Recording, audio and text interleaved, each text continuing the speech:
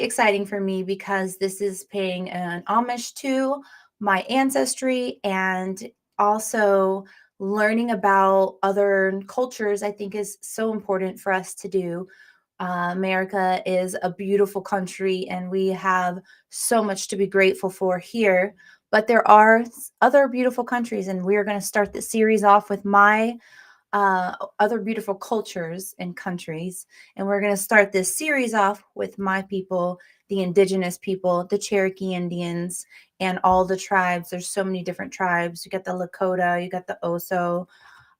There's so many tribes, and it goes from Tennessee, Georgia, North Carolina, all Oklahoma, all the way spanning to the West Coast and even up into Canada.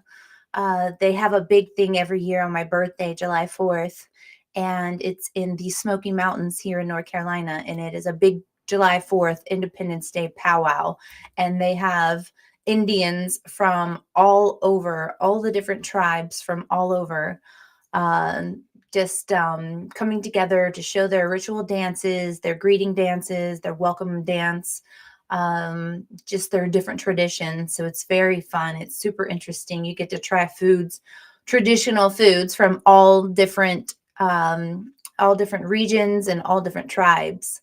So it's really exciting. And that happens every 4th of July in the Smoky Mountains. And it is so beautiful up there, you guys. It is such a gorgeous place to visit, even if you're just visiting and you're not going to the powwow.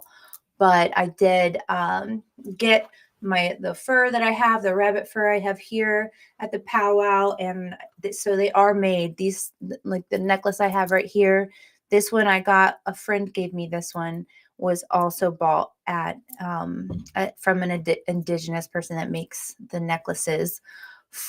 Traditional choker necklaces made of bone, some of them made of teeth from the animals that they've killed. So they do not kill for sport. They kill to eat and survive. And they use all of the materials from every animal to either make a way of life by crafting things, or they use it to wear, like I'm doing here, to wear and to keep warm. They make blankets. They make, they show honor. It's all to show honor to the animal that gave and sacrificed themselves for them to be able to live.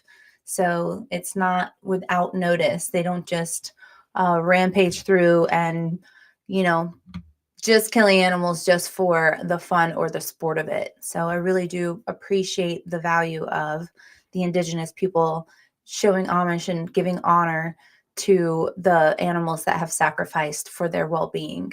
So I think that's a really beautiful part about who they are and their traditions. So I'm very excited to get this started with you guys. I really hope that you are along for the ride, even if you can't watch.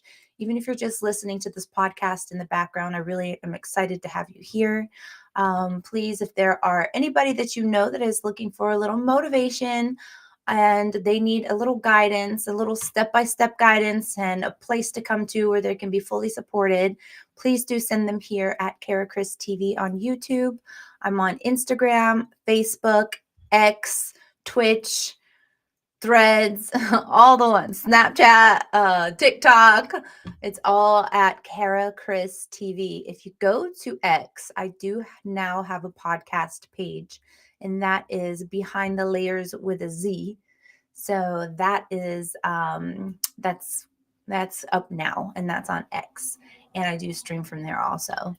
So without further ado, we will dive into what we got going on here with our topic for today.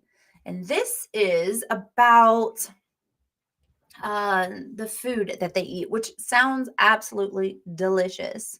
And I think that you guys might quite agree with me on that. So let's dive on into that. Welcome to those of you that are just joining. Let me go ahead and hit play. This nutritious stew combines the three sisters crops, corn, beans, and squash. It provides a well-rounded, protein-rich meal and is especially popular among Native cultures in North America. Corn is one of the staple foods in Native American cuisine. They use corn to make various dishes such as cornbread. Bison is a crucial food source for many Native American tribes in the North American plains. Bison meat is used in various dishes, such as roasting, stewing, or drying into jerky.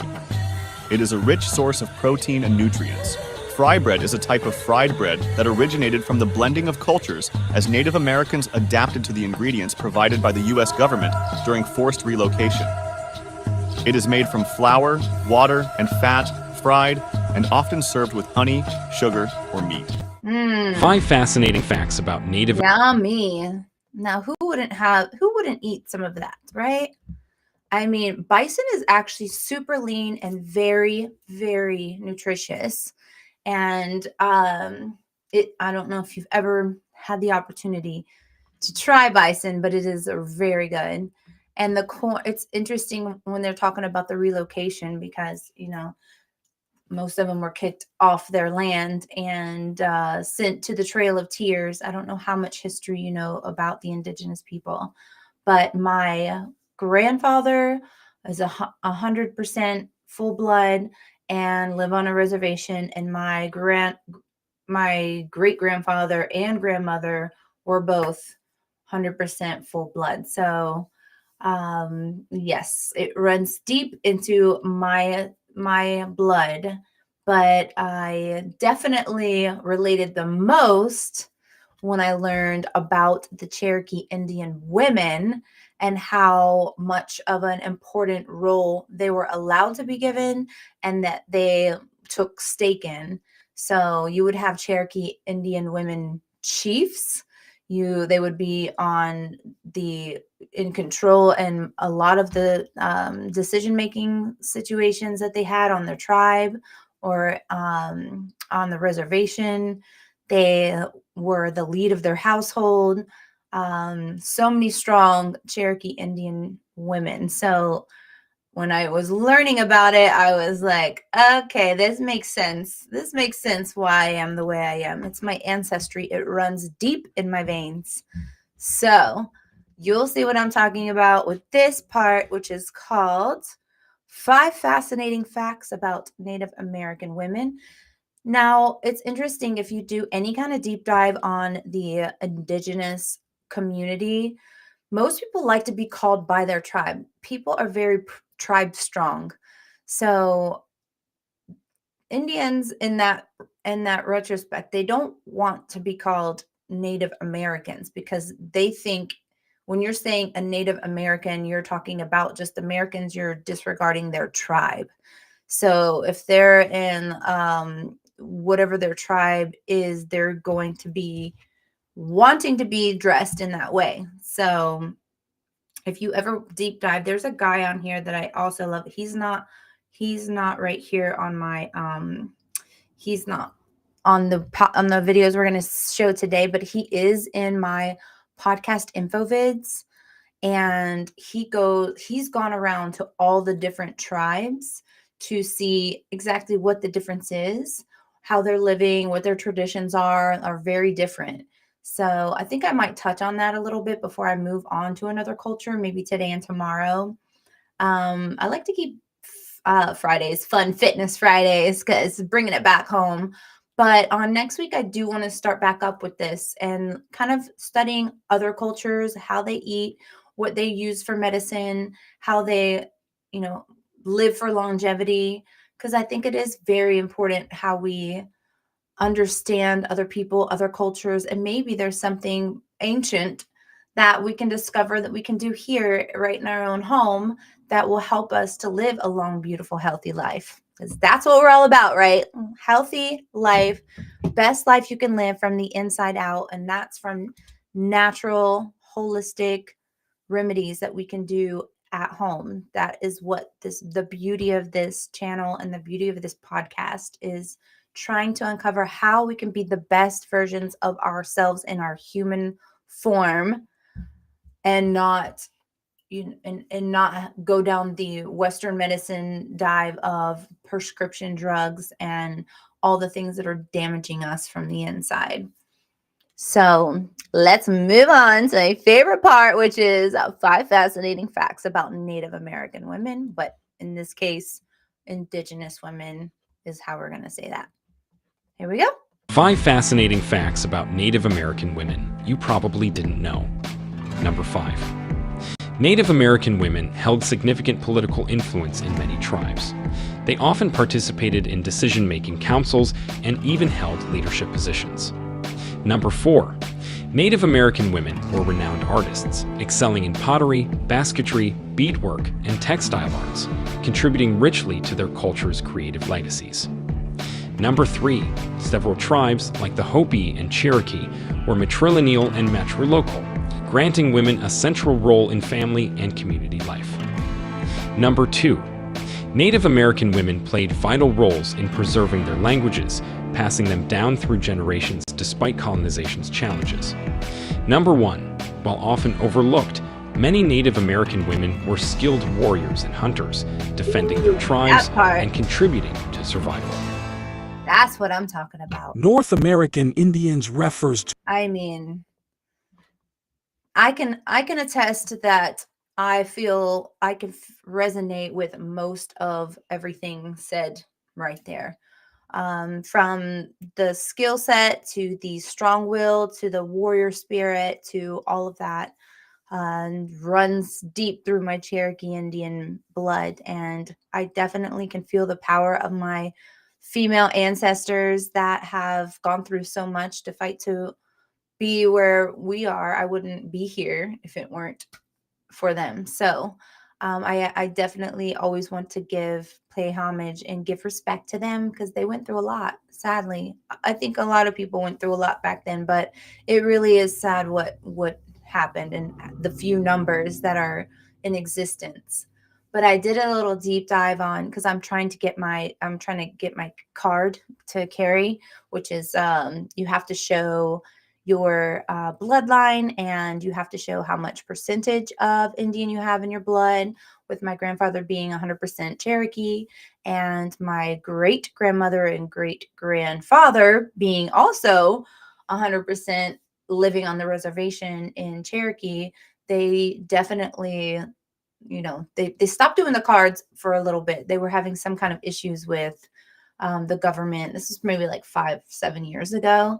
So I've forgotten about it, but I really want to get my card so I can be a part of the community there and being a part of, you get to be, when you're a card carrier, you get to hunt fish on the land there. You get residuals. Your children get residuals that come back from the casino that help them take care of college and getting them set up in their married life. So they really do take care of their people in the Cherokee Indian reservation. But there's so many different other tribes out there. Not all tribes are created equally.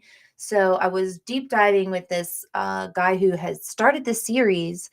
He went out to all the different tribes and had a visit with them and did like a 45-minute to an hour long episode on his YouTube channel, where he's just going around and talking, seeing the land, seeing how they live, what are their issues, how do they survive there, what's the law in their land.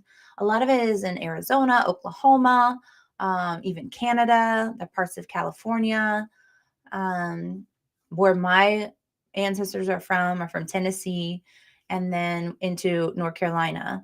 So I live in North Carolina now, so I can really feel the power and the deep roots of my ancestry, which is, I feel grounded when I'm around the area.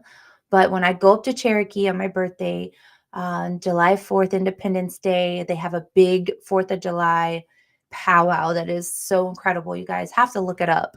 It's the Smoky Mountains 4th of July powwow. And you just get to see there's so many tribes from all over the country up into Canada that come over.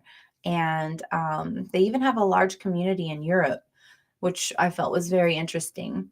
But the tribes come, they do their ritual dances. Everybody's got their own dance, their own style, their own garb. They got, their own traditions. And everyone is so tribal proud.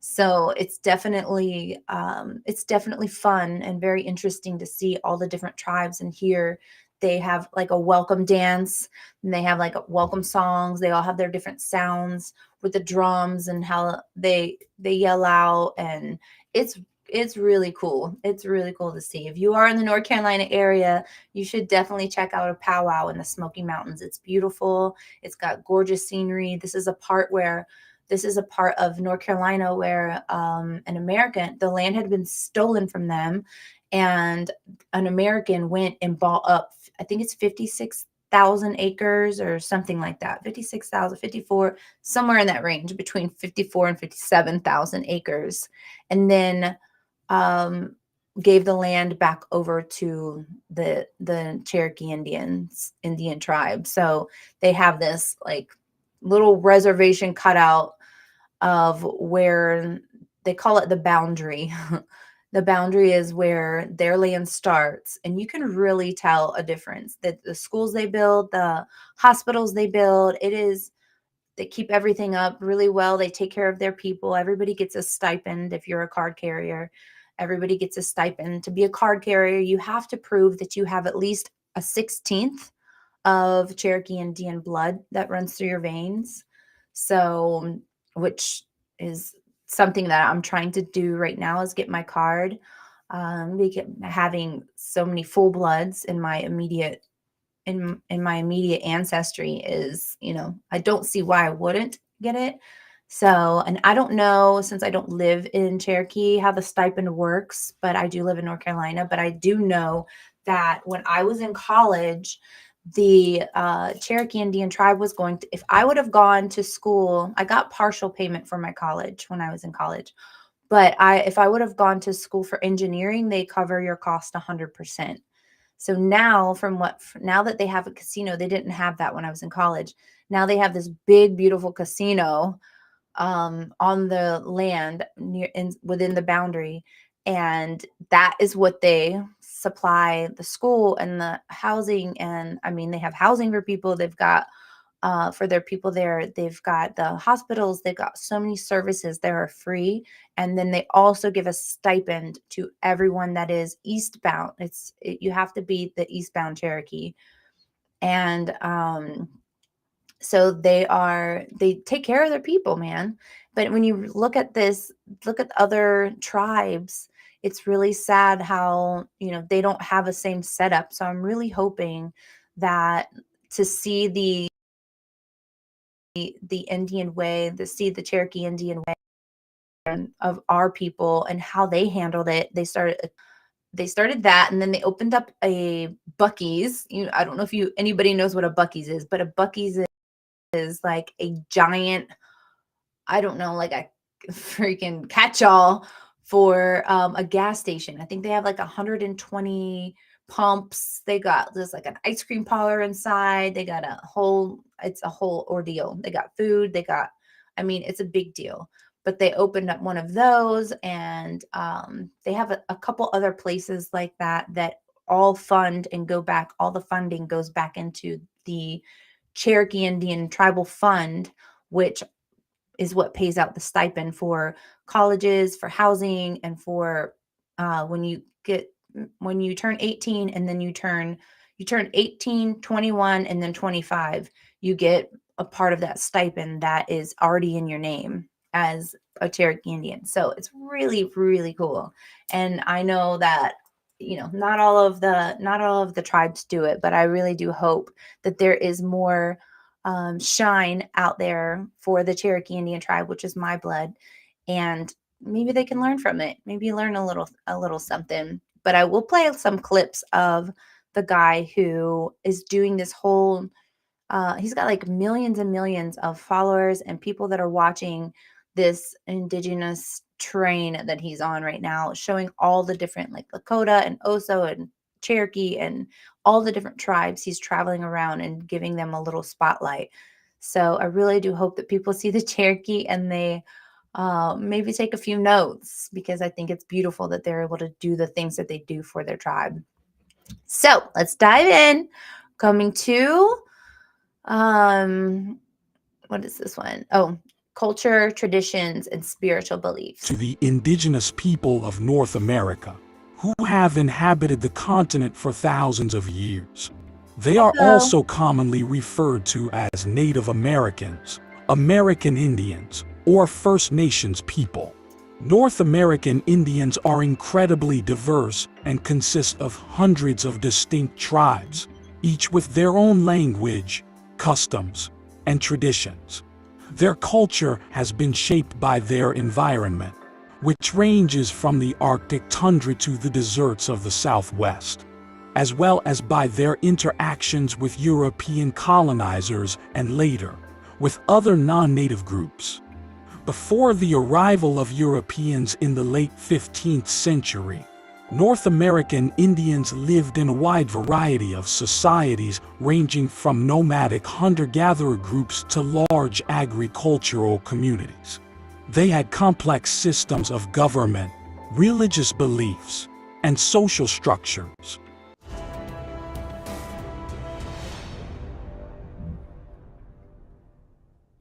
North American Indian traditional beliefs vary widely depending on the tribe and region, but there are some common themes that can be found throughout Native American spirituality.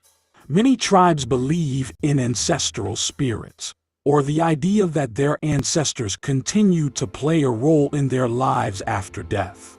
Ancestral spirits are often believed to be powerful guides and protectors, and are honored through rituals and ceremonies.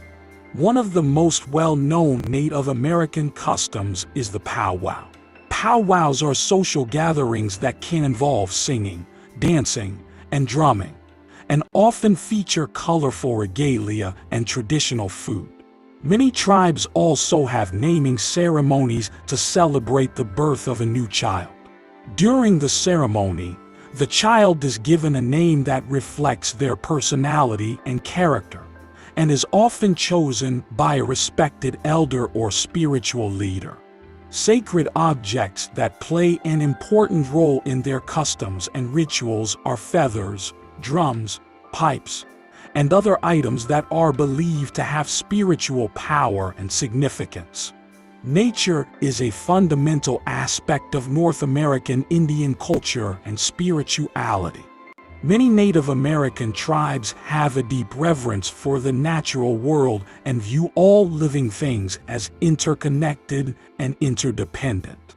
One of the primary reasons why nature is so important to Native American culture is that many tribes have lived closely with the land for thousands of years. They have developed intimate knowledge of the plants, animals, and ecosystems around them, and have learned to live in harmony with the natural world. This deep connection to nature is reflected in many aspects of Native American culture, from their spiritual beliefs to their daily lives. Many Native American tribes believe that the natural world is imbued with spiritual power and that all living things are connected by a divine energy. They often perform rituals and ceremonies to honor the natural world and seek guidance from the spirits. Some Native American tribes have also been skilled agriculturalists, cultivating crops such as corn, beans, and squash. They have developed sophisticated farming methods that are adapted to their local environments. Nature is a common theme in Native American art and craftsmanship.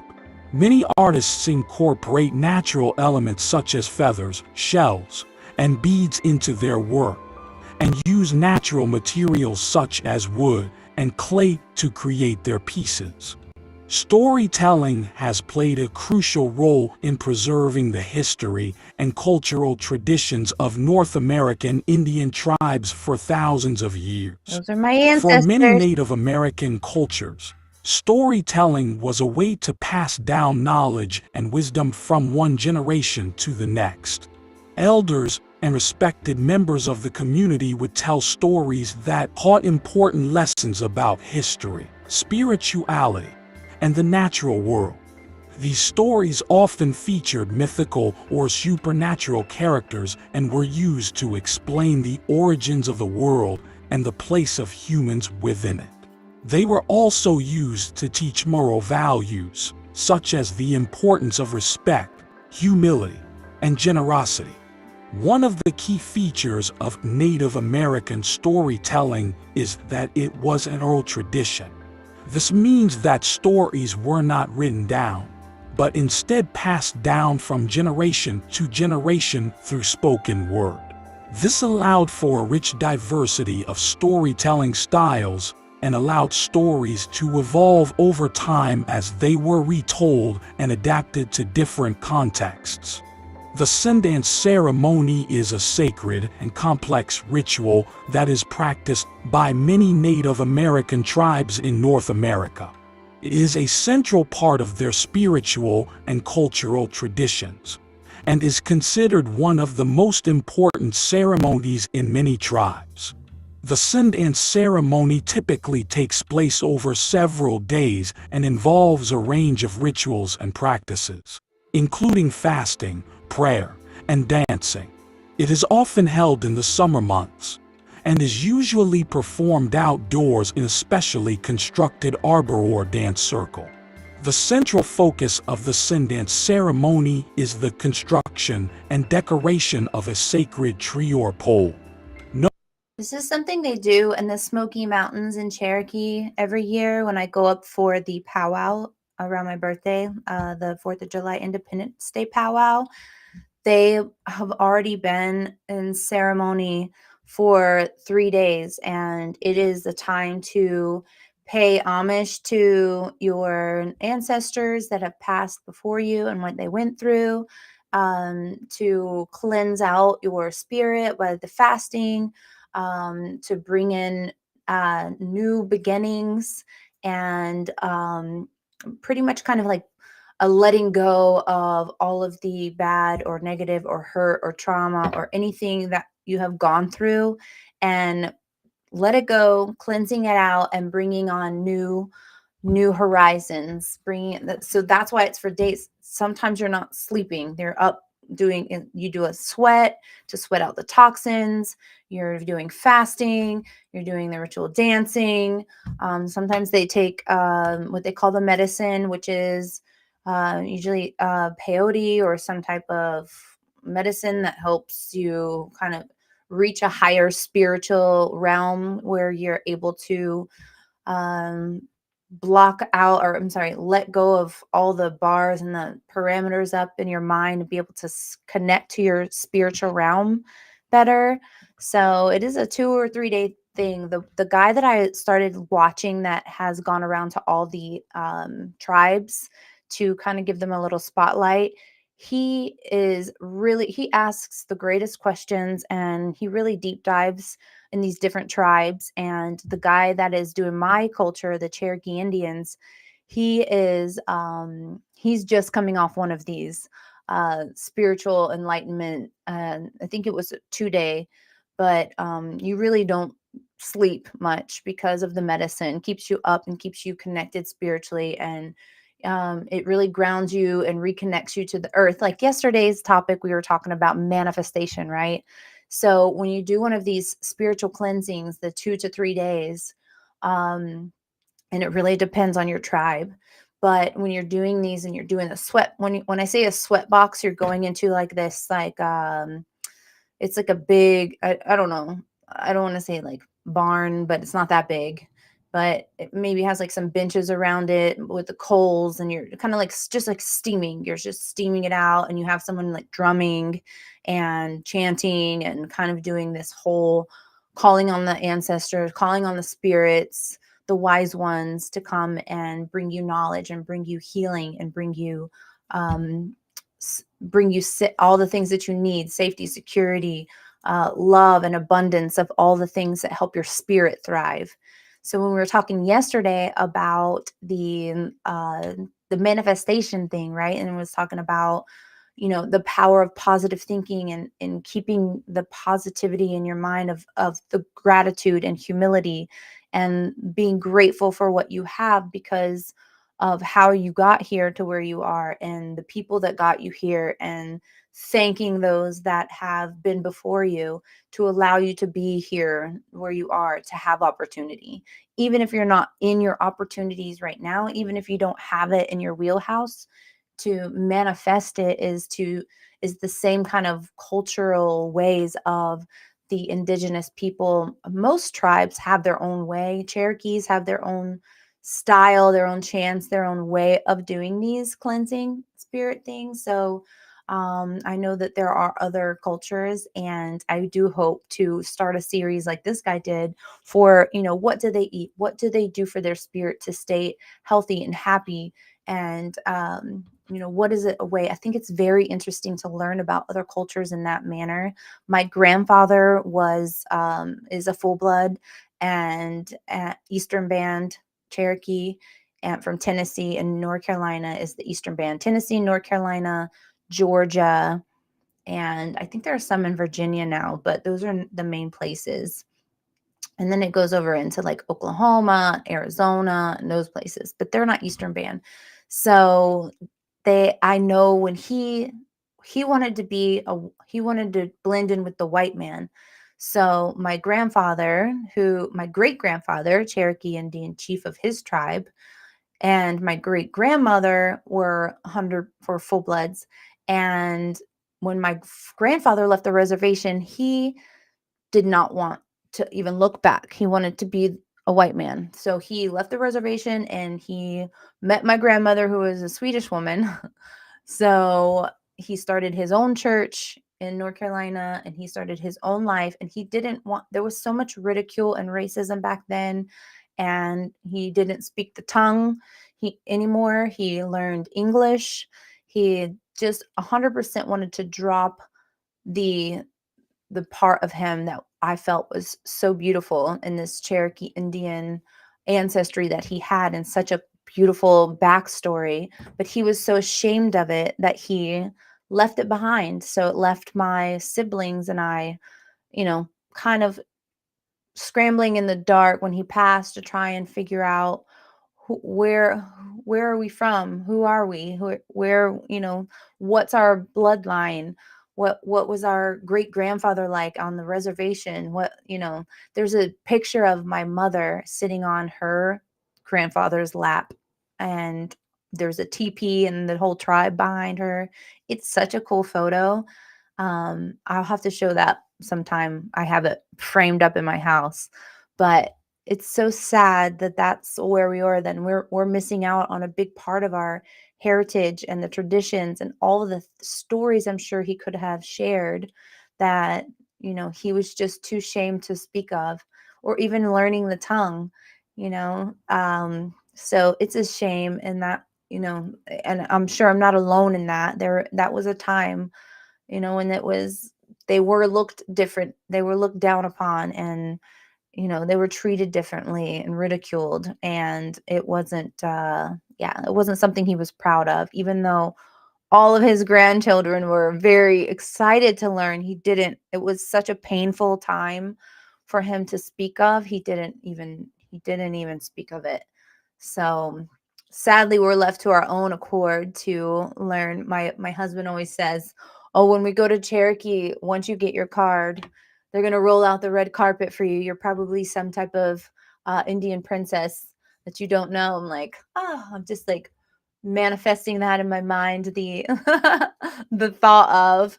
But I do love how, just from having the TV show Fit to Be Wild TV, and learning about, hunters, and how people, there are some that hunt for sport, and no judgments to anyone. But what I love about the indigenous people, especially the Cherokee that I know, my tribe, they are so big into paying homage and giving back and giving respect. And they literally use every piece of the animal in some type of way, whether it's making jewelry, making spoons or bowls, or things to dig with their claws. They use literally every part of the animal for something, and even for the crafts or the things that they sell at the fairs to make money for the tribe is just really beautiful.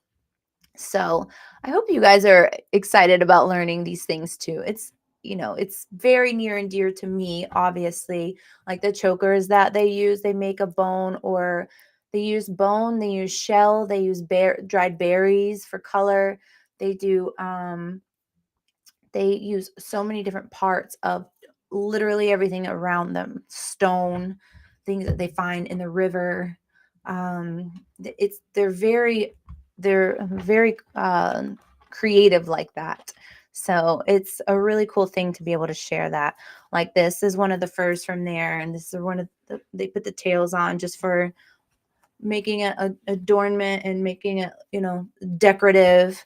They're just so good with that, and it's so warming. Like when I went into Cherokee, and they have like all like the rugs and their blankets and their coverings, and they have all of the things to stay warm, and they really do, you can tell their pride in the animals that have given to them, so they can have a better life, so they can sleep warm at night, so they have a full belly, so they're able to share gifts and do trades like that. So it's so cool. It really is so cool, you guys. Let's continue on. Known as the Sundance Tree. This tree represents the axis of the world and serves as a focal point for the ceremony.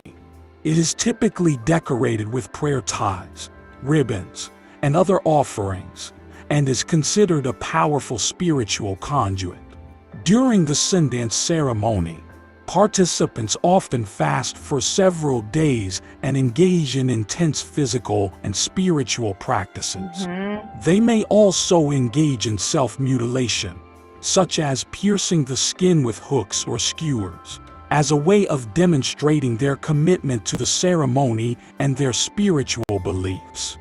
The Sundance ceremony also Usually you'll see like kind of like a gauge or a bar like stuck into like the chest area, or maybe they'll have bars that are coming down, or maybe you'll see like a claw, like a bear claw or some type of claw that is used for kind of like hooking through the skin.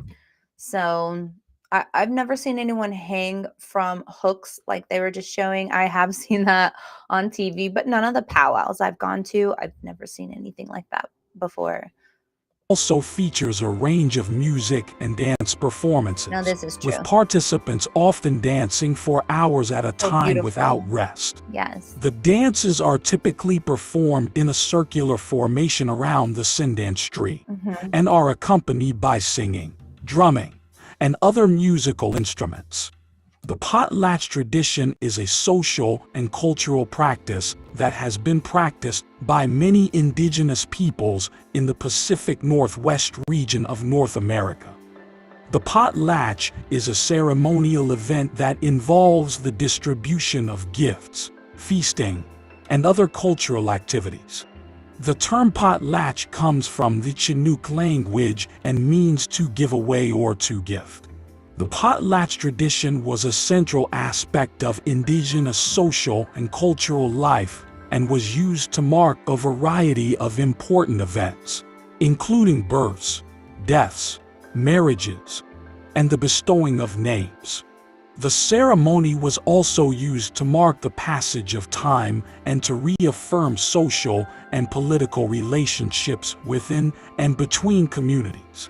At a potlatch, the host would give away a variety of gifts, including blankets, food, and other goods, to their guests. Dream catchers. These gifts were often carefully chosen and represented the wealth and status of the host.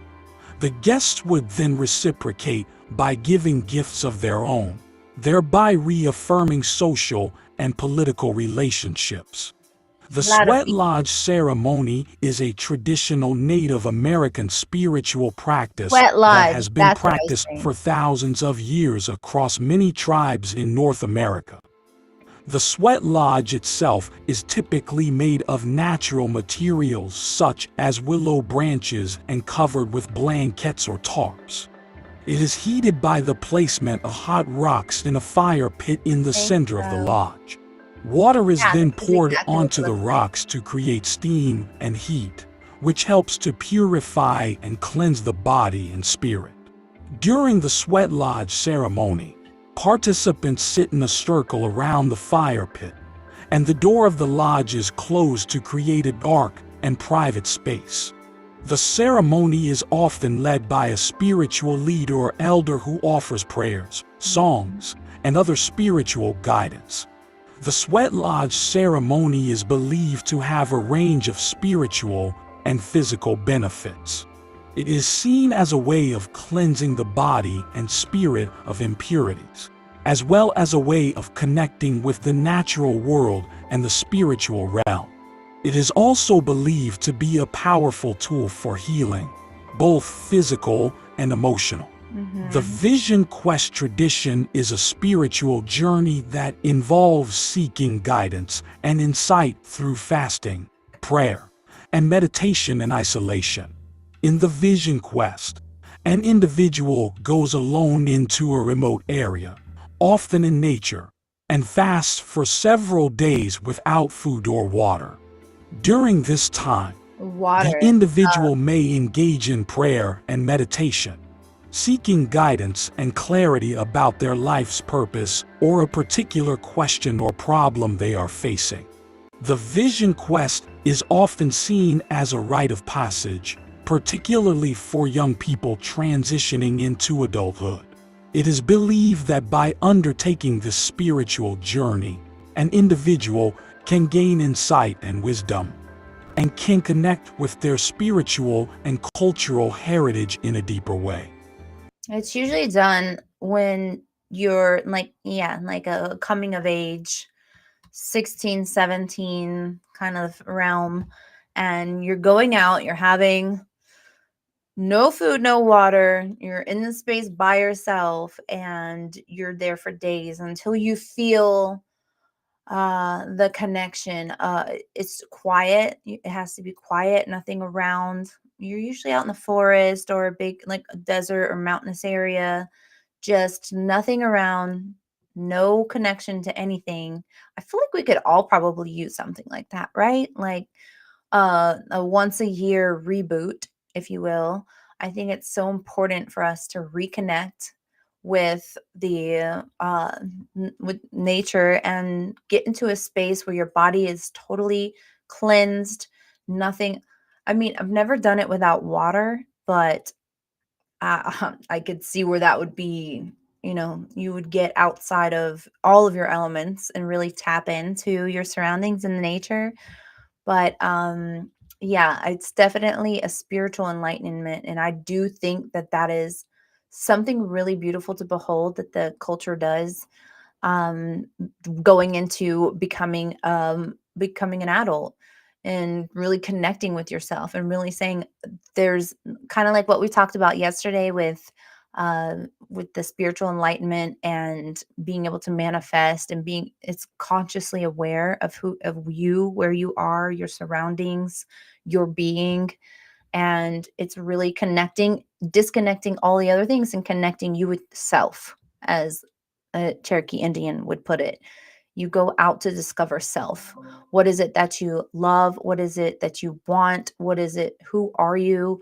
You know, not that you have all those answers, but when you have so many distractions this day and age, I think it's a beautiful thing to disconnect from it all and just really spend time with you and God and the spiritual realm to be able to understand that we are just simple humans, um, trying to support and be around other humans. And there is a beauty in just stripping it all down. No food, no water, no cell phones, no electronics, no noise. Just you and your thoughts and God and the angels and just your spiritual journey. I don't think I've heard of anybody current day going for more than 3 days, only because if the water thing starts to really take you out of your element. But hey, it's a beautiful thing to do, and I think it's great. Usually, like, you know, other cultures, I see how they're celebrating their coming of age and having these big lavish parties with all this food and drinks and gifts. And here in the Cherokee Indian tribal culture, it's like, no, you're going to the woods or the mountains or somewhere, desert or wherever that's nothing's around, with no food and no water for 3 days, and I'll see you when you get back. It's like the gift is that. The gift is free. The gift is spirit. The gift is life. The gift is knowing that you can be something beautiful and something great and um, something to behold without a without a thing, without a one material thing to your name, without a penny to your name. You can exude greatness through joy and love and happiness if you just learn to connect that part of your spirit to yourself. So it's beautiful. That's the gift. I think that's the beauty of it all, is that's the gift. It's not, it's free. It's free, you guys, free.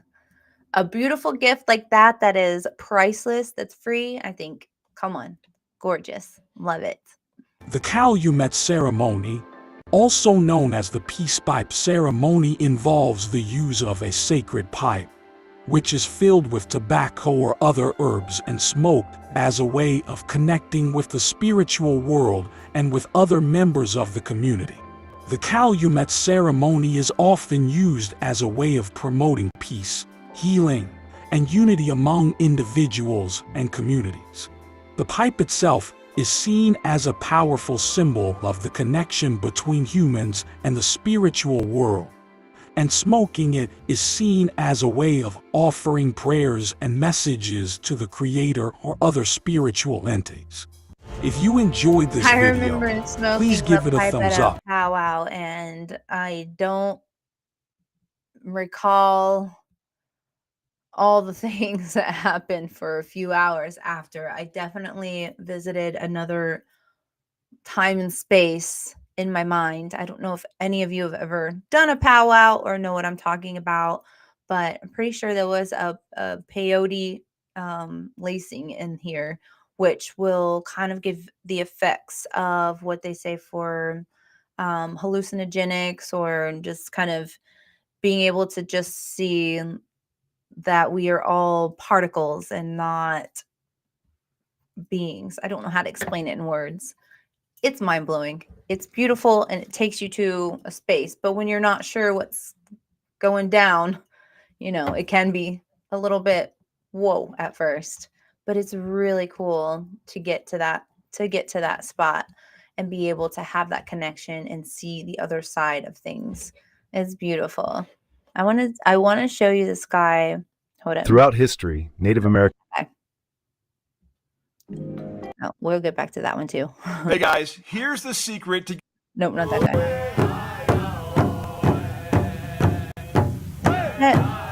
My name is Vernon Foster, Hold on, I'll be able to tell you when and this is. I am a full-blooded Klamath Modoc No, Indian. that's not him.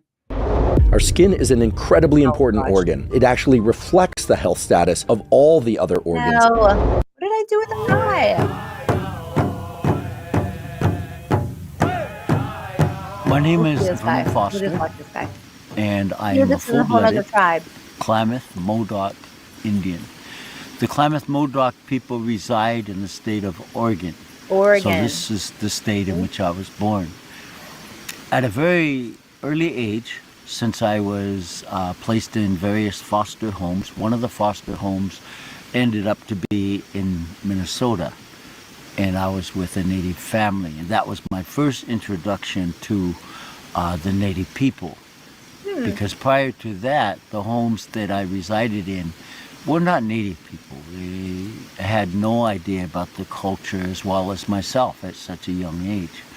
So I basically had to discover being a Native person, and I did it through this Native family that took me in as a foster boy. They were involved with tradition and culture, and they would attend ceremonies. And being at the age I was at that time, 14, I really had no knowledge, no interest about separating what a Native life was compared to what the life I had lived. But I started to attend the ceremonies with them, basically from their request. And it seemed as though it just miraculously happened that I connected with what was being said, that were being sung. And the men that were speaking and the way they spoke, I resonated with that. And from that moment on, I tried to make sure that if not the family, at least myself attended some sort of ceremony or gathering. And that was my introduction into the Native world. Well, at that age, at 15, 14, these men and women, they were speaking, they were leaders, they were great leaders, and I didn't realize that what I was listening to in these meetings was the birth of the American Indian movement. Unlike a lot of other youth that were drawn toward youth activities, I was drawn toward the singing. I was drawn to the language. I was drawn to the ceremonies. And eventually I was drawn to the politics of what I was hearing. So at that time, because the way I was brought up, my self-esteem wasn't that great. In fact, I oftentimes look for a way out of life. And it was that American Indian movement, I won't go into the story in depth, but it was that movement, that meeting that I attended was one that saved my life. And ever since then, I have dedicated my life to not just the American Indian movement, but to the spiritual path. So at a very early age, working and living actually beside medicine men and women, I started to learn Native culture in a different way than I ever knew was possible, I guess, because my contact or my visual contact with Native people has always been television. And this was an opportunity to get firsthand experience from real Native people in a real Native setting. And so at the age of 17, I went on my first vision quest, and working with the medicine men at that time, I learned many things, many ceremonies, and many ways on this spiritual road, which eventually helped me overcome my depression, helped me overcome some of the battles I was facing in my own personal life. So as my life kind of progressed, I became an actor for many years in Hollywood, and I eventually became a private investigator, keeping my background issues Hold on, let's the go. community, but also with the states and with federal programs. And from there, I kind of just started to work in the mental health field and found some programs, youth programs, adult programs, dealing with addictions, dealing with social issues that we face today. In doing that, it led me, I'm kind of jumping ahead here, it led me to where my life is today. Prior to being here in Brazil, I was traveling all throughout Europe, Japan, and in different places of the world, sharing not only the traditional concepts, philosophy, ideas of Native people, spirituality, but how to implement those teachings into daily life, how we can overcome some of the obstacles that we face today. We're in a world that is faced with a magnitude of domestic violence, of addiction, of self-inflicted depressions. And what I've discovered just recently in the last 10 years, I started working with what I refer to as past cultural historic trauma. The seventh generation, a Native American concept, deals with this. And I've been able to take that seventh generation concept and begin to work on a healing process of our past generational historic trauma. Now, I've been around the world, so I hear many people talking about past cultural traumas, but in the sense that it becomes a blaming, a justification to blame our current issues, our current problems that we face today on our ancestry. Well, some of that, yes, it does come from that. But we have an opportunity to heal. We have an opportunity to empty the bucket that has been handed down, and the bucket we inherited with the pain and the sorrow of our past generations. And what a beautiful message for any culture really that has experienced, you know, maybe you're not experiencing it current day, but maybe you have a grandmother or someone in your family that tells you of stories of old where they were mistreated, and because of the color of their skin or because of, the culture that they are. I think that this is something really powerful to take from the way that the indigenous people look at it, because their whole mantra for things is you can't carry on. You're not giving homage or respect to your ancestors and all the pain that they went through if you aren't learning the power of what the culture is about, which is healing, acceptance, healing, and moving on in a positive light, that in no circumstance do you need to look at it in a negative way. That's why they do, or look at life in a negative stance, because that's taking away from all of the things that you should feel grateful and blessed that you're here, because they're not. And all the things that they did for you to be here. So they go through this whole ritual when they're doing these like coming of age rituals or cleansing rituals, or like you saw the steam houses. When you're going through those scenarios, those are supposed to be the moments where you're fasting, you're cleansing your body, you're sweating it all out, you're doing your ritual dances, and you're connecting with spirit, you're connecting with earth, mother earth, and you're trying to get back to a space and release all the trauma and the pain and the sadness, so you can get to the space where you're meant to be, which is in a space of gratitude and happiness and joy. No matter what it is that you're going through, no matter what you have, it's meant to cleanse and get rid of it. And therefore you can move forward from there and accept the bounty of a beautiful life and happiness. And that's kind of what we were talking about yesterday in the quantum physics behind it all, with the scientists, and talking about, the laws of attraction, and what you put out is what you get. Same kind of concept, which is what led me down the path of, let me talk about my people. Let me talk about the indigenous people, the Cherokee Indian tribe that, my ancestors, my grandfather, full blood, my grandparents, full blood on the reservation. Let me talk about that, and talk about how it relates. It's the same type of thing. You can't blame current day people for what had happened to your ancestors. All you're doing is bringing that pain and that anguish and that sadness over, when really it's that only holds you back.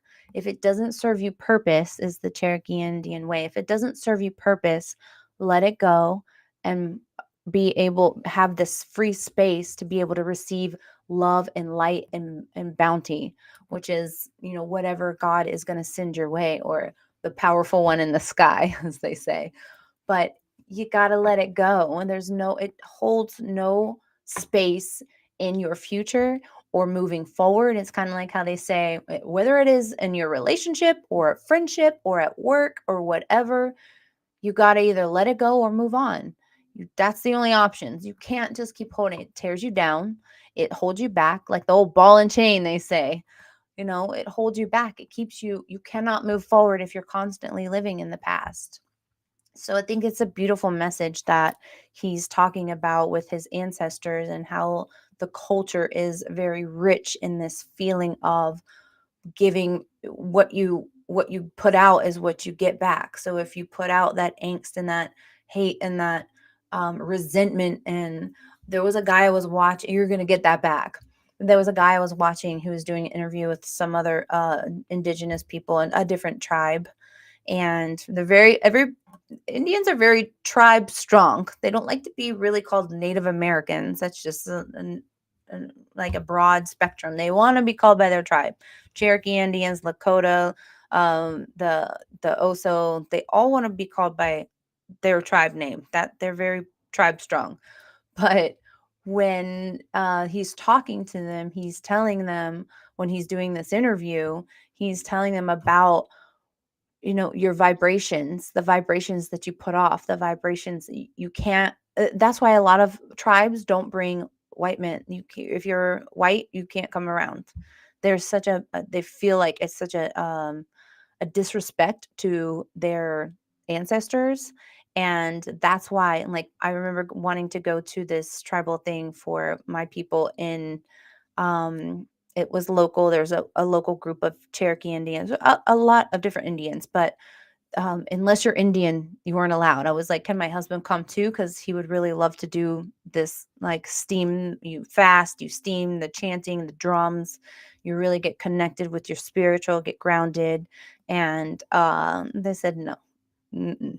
You have to be Indian. They don't want any person outside of the culture around, because they feel very strongly about, even if you step foot on the land and you've gone somewhere around white people and they're carrying the way of the white people, and the spiritual realm, the energy of them. They don't even like you coming onto the land until you've gone through one of these cleanses.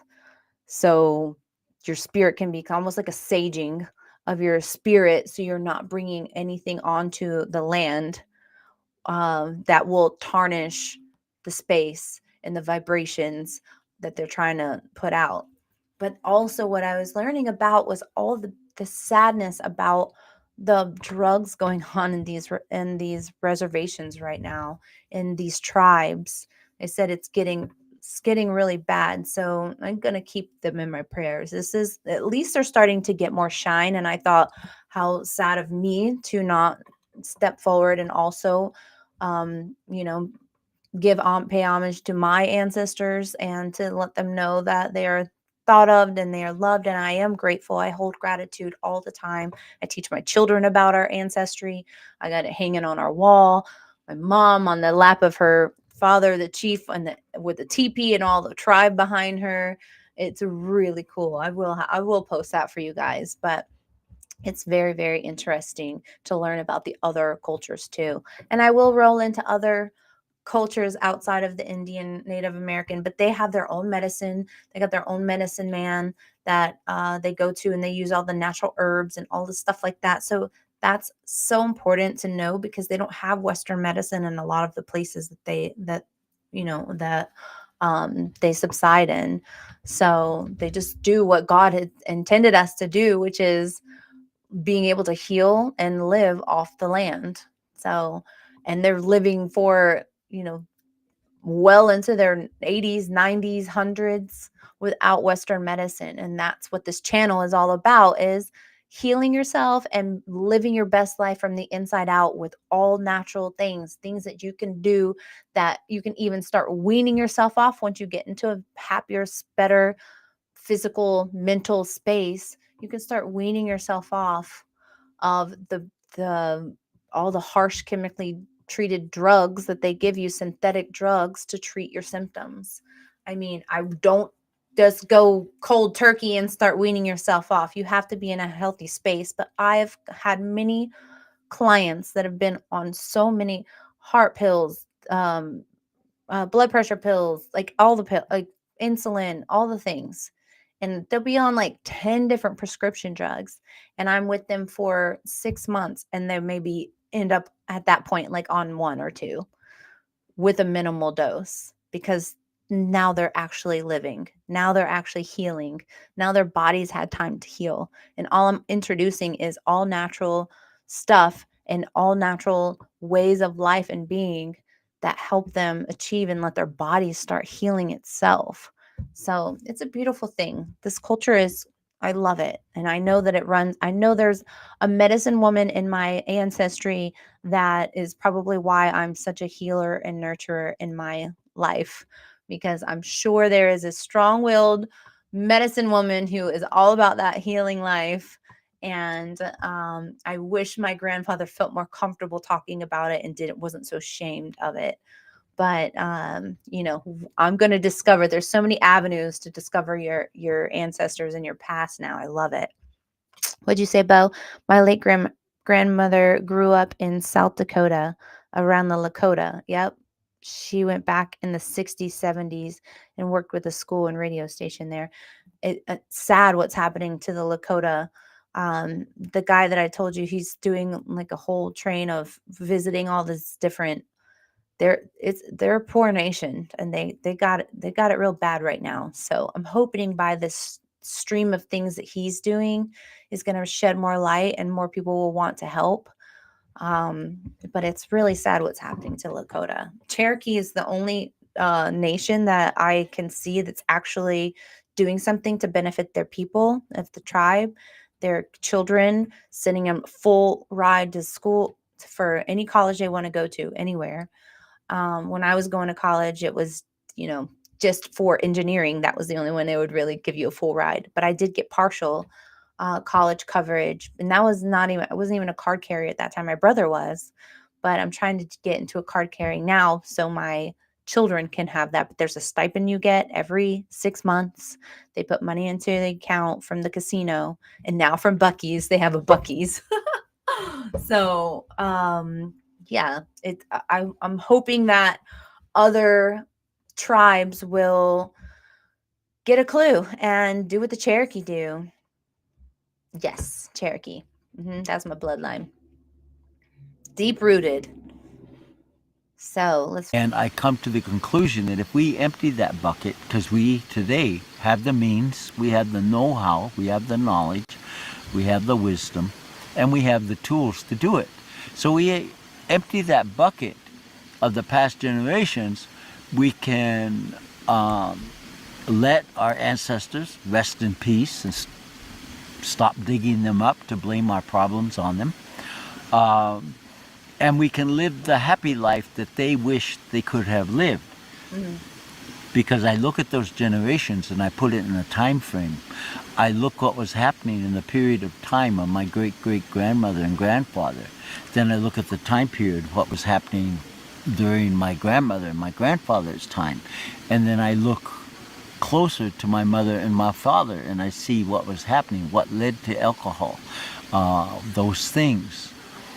So when I start to empty that bucket as the seventh generation, my ancestors, my relatives behind me can rest in peace and I can live the life that they probably wish that they could have lived.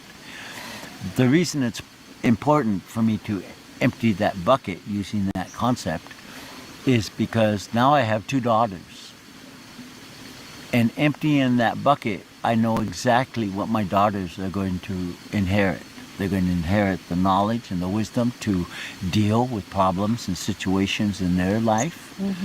And it's going to be carried on to my grandson and my granddaughters and my great-granddaughter and great-grandson who are not in this world yet. That is the 7th generation. 3 generations behind us, 3 generations ahead of us, and me at the top is the 7th generation. Soon I will step down and take my parents and heal himself. And so as we begin to implement our native teachings and our native ideas and concepts and philosophies into everyday society, people begin to understand it's a very simple process. The simple process is just living your life who you are. And when I say that, many people become their sickness. They carry on the personality of their sickness. So their sickness takes control of their life, whether that sickness be some kind of medical sickness or, most importantly, emotional sickness. Wow. So a depressed person becomes so depressed, so down, that depression begins to dictate to them how to feel, what to feel, what to do, how to do it. I could agree with that. And that person that is inflicted by that listens to depression. Because myself, I'm one of those examples. Let me give you a little quick story. I was sitting in my flat and I was just minding my own business, and I got a knock on the door, and I opened the door, and there's depression. Didn't say good morning, didn't say hello, how you doing? It just came in, and it went all through my flat, told me what to do, when to do it, how to do it, and it did whatever it wanted, and I let it. And when it was finished with me, it just got up and left. Didn't say thank you, didn't say goodbye, didn't see you like later. his analogy. It just left. A few weeks later went by, and another knock on the door. I open it, and there's depression. Depression standing there with the whole box full of groceries. He goes into my kitchen, takes everything I like to eat out, and puts everything in the cupboard that he likes. Again, took over my house, and when he was finished, left. No thank you, no goodbye, no see you later. A few months went by, and I got a knock on the door, and there's depression. And he's holding a suitcase, clothes, and he goes to my closet, takes out my bright colored shirts, hangs up all his black clothes, makes himself at home, tells me what to do, when to do it, how to do it. And I did it. I did everything depression asked. And then in the morning, I was sitting at the table drinking coffee, and depression came in. I knew what depression wanted me to do next, but I already tried it. It didn't work. So I looked depression in the eyes, and I said, sit down. We need to have a talk. And depression came and sat down. And I said, listen, you're welcome to come here anytime you want. Anytime you want to come, you're welcome. But when you do, you have to follow my rules. And with that, depression stood up, looked at me, and said, I respect you. I asked depression, why do you respect me? And depression's answer, you stood up to me. And I looked at depression, and I said, I respect you too, because I know how much power you have. And with that, depression stood up, told me I am leaving, and he left.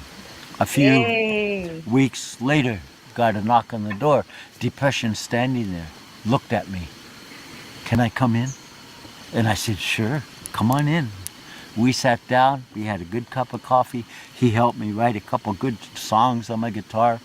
I looked at my watch and I said, it's time for you to go. And depression stood up. Let's go. See, Taking that control. concept, that story is saying, instead of spending the years that we have fighting, pushing away our feelings, which is a part of us, make friends with your feelings.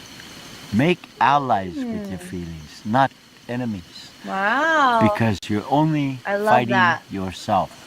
You're the only one that's going to end up with bruises. Not your feeling, not your emotion. That is a traditional concept, utilizing words, if you will, to fit into something that we deal with every day. People are depressed. People are angry. People are frustrated. People are jealous. People have hatred, rage. Those are feelings and those are emotions. They are a part of us. They are attached to us. So using these concepts, I try to bring the teaching that it's time to surrender.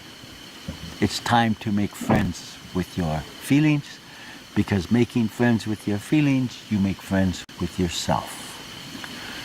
That's just one of the many exercises that I've come up with, that I've been able to share in circles and So how powerful is that, right? Just saying, don't feel like you have to run from your emotions or your your feelings that you're going through, have a sit down with yourself and say, okay, this is something that's trying to take over my life. It's changing the way I'm feeling. It's changing the way I'm doing things. It's changing my mood. How about instead of feeding into it, let me show this that I'm in control. I can make better decisions. I can choose that I'm not going to live that life because that life isn't for me. Depression is something that I feel you can take control over. Maybe you're not feeling motivated to do things, but if you just put one foot in front of the other and give it a go, I have been in that state too. When our daughter was fighting for her life, when she got cancer, we we went down that road. We were in a space where I just didn't want to be around anyone. I didn't think I was ever in a great mood because I wasn't. I was trying to do everything I could just to be positive and smile for her and just get through each day. If I didn't have God in my life, I don't know how I would have done it. If I wasn't such a glass half full person, I don't know how I could have done it. But I definitely can understand what people go through when they're depressed. It could just be situational depression too, like you lost your job, or now you have to get another job and you're never going to see your kids, or whatever the situation. Now these people in California, sadly, devastated, like the people that are here in North Carolina, where they lost their homes and their whole livelihood in a blink of an eye. It's these teachings that we've talked about for the last few days now on the podcast yesterday about manifesting your life in the way of your mentality, how you approach whatever's given to you, how you approach anything thrown your way, even in the worst hour. The way to get through it and the way to get back on top is not by sulking and going through it. Yes, you can. You can do that and give yourself a limit. Like I give my kids, okay, you cried about it for 15 minutes. We're good. Let's go. We're moving on, because it's not going to do anything to help it. Tears don't do anything but give you a sudden burst of that good serotonin to help you feel good. It releases a good chemical. That's why a good cry, people are like, all I need is a good cry, because it releases a chemical that makes you feel happy and euphoric after you're done. So that's why I always, even my kids, I'm like, my boys, like, don't feel crying is a part of who you're supposed to be. It doesn't make you weak, it makes you human. So if you have something that really is worth crying over, your heart is broken, or you didn't get something that you really had your heart set on, a position or a spot on the team, or whatever the case in your life, someone you love and they don't love you back, there are reasons to cry, and it doesn't make you weak. It just makes you human. And I teach my boys that. Like, don't suppress it, because when you do allow yourself to go into that space, you're in touch with your emotions, and then you are more whole. When you try to deny parts of who you are, parts of your natural emotional spirit being, you are denying parts of yourself. So you'll never be whole, because you're not accepting of yourself. So it's very powerful when you're starting to really dive into manifestation, your consciousness, connecting your mind to yourself, knowing that we are not our bodies, we are our consciousness, and just being able to tap into power of positive thinking in all realms. Because like the old is it Isaac Newton saying of the laws of attraction, you get out what you put out, you get back what you put out, you reap what you sow, all of those things. For every, what is it, I'm gonna mess it up, for every equal reaction there's an opposite. I'm gonna mess it up. Bo, you're here, tell me what it is. You guys know what I'm talking about, the laws of attraction. For every action, there is an equal and opposite reaction, something like that. I think I just nailed it right there. But this is what I'm saying, is that you get in that negative space and then you want something positive. Why? How are you? What are you putting out? What energy are you putting out? Are you drawing in positive people? Are you drawing in that positive light? Are you opening your mind and that space up to more opportunity to come to you when you're throwing all of your energetic blockers up? No, of course you're not. Is your life going to be more fulfilled when you only see the negative and you're complaining about everything and you're not grateful for anything? In the Bible, it says, if you're not grateful and you're going to complain and don't show gratitude for the things that you have, they can be taken from you too. And then what? Like, I'm great. I show gratitude to just my body in general of having 2 legs. We talk about it. We pray over every meal in our house and we pass around the prayer. And now my children even say it. God, thank you so much for my vision. Thank you for and I have a boy that has terrible eyesight, but at least he can see.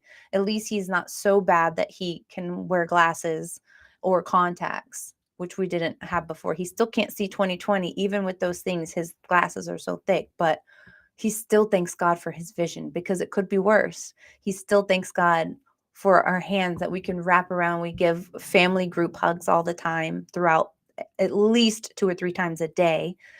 It's important, and to be able to just hug your children or hug your loved ones is such a blessing.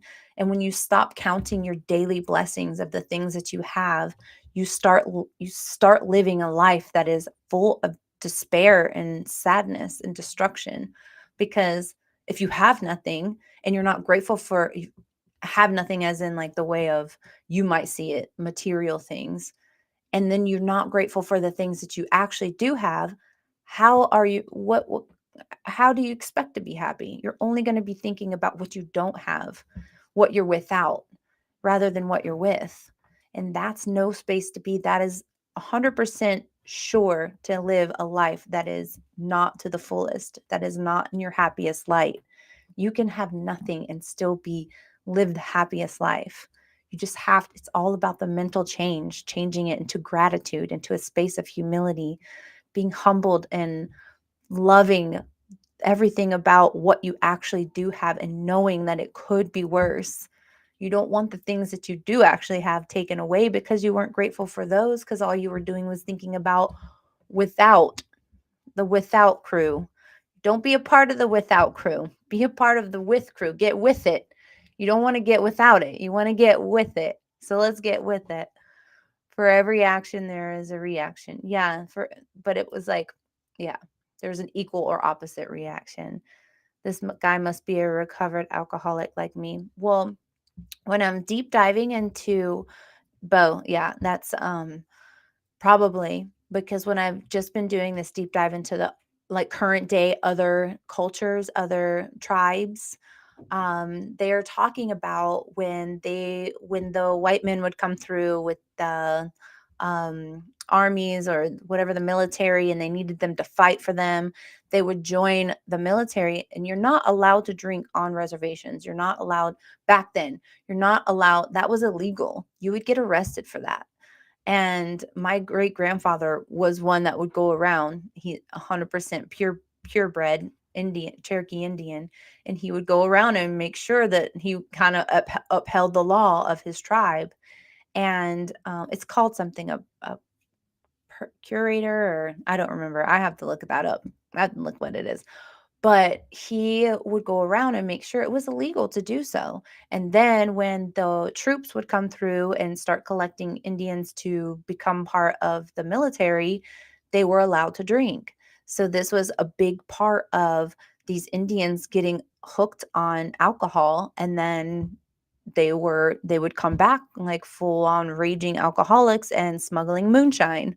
So it was definitely a different time when these wars were taking place and they started using Indians for the war. And then they were kind of like um, woven into the white man's culture and were bringing, trying to smuggling moonshine was a big thing back then. So a lot of them did get addicted to alcohol and they started to lose their way, if anything. And then they kind of rolled into other drugs like methamphetamine, and now there's fentanyl. So now a lot of Indians are dying, and there's not a whole lot of if the Indians left to begin with. So it's really sad. It's a really sad thing that's happening. And this guy, I gotta find, I think he's on here. I'll look it up. He is doing um this whole train of all the different, this whole montage, and it's like unveiling of all these different tribes. I think he's doing maybe 45 minutes to an hour for each tribe, but it really is deep diving, and all of them seem to have the same common denominator, and that is a really bad drug problem right now. Drugs and alcohol on the reservations. It's bad and it's sad. So, and it goes against all their teachings that they have about not disrespecting the ancestors like that and bringing it onto the land and almost like spitting in their face, like you went through all that you did, all of your ancestors, the Trail of Tears and getting kicked off their land and, raped and killed and pillaged, enslaved, and all of that they went through for what? For you to waste it on that? So it's kind of like the big cultural uprising right now with the Cherokee Indian, the Lakota, the all so many tribes is why, and like just trying to get back to their roots and cleaning out and clearing up and cleansing their lands, their people, their tribe, and paying homage to their ancestors, to the spirits that are watching them waste away and do these horrific things. Domestic violence has gotten bad and all of these things. So it's definitely, I'm glad that he's putting a spotlight there. So hopefully more people can play a role. And don't forget, I know a lot of them are in these interviews that we're talking, we're like, our government is sending money to this country to help and that country to help. And they're like, we need help. They're flying their flags upside down, which is a sign of distress. And this is such a beautiful culture. It would be so sad to see it destroyed and us not be helping them. So I'm trying to do my part to pay my ancestors homage and respect and bringing this to the forefront because the message is so beautiful and pure and exactly what we're talking about that we need more of, which is power of positive thinking, the power of cleansing and being true to yourself and knowing oneself and how to spread all of that to those around you and living your best life from the inside out. It's a culture we don't want to dismiss. We don't want it to be extinct like some animals that we have and some other cultures. It's really sad when the current day they're flying their flags upside down and they're like, please, we need help. The Indian people need help too. All these people on the reservations, all the different tribes, they're all in the same space of distress. And, if our government has billions and trillions of dollars to send elsewhere, other countries to help, why can't they send it to the states we have right here in the United States where these Indians reside to help them? So I'm hoping to help spread awareness with that. But the culture is so beautiful, and I really do hope you guys are learning something that is of value today about this culture. Let me go back. I really want you to send. So this is interesting because I was going to show this yesterday, and then I took a turn and Our skin is an incredibly my bad. We started talking about the book The Secret yesterday and how to manifest greatness. So then I went back to look at the video that I was going to post or talk about. So hold on one second. And I was like, wow, how crazy full circle is this message from my ancestors right now?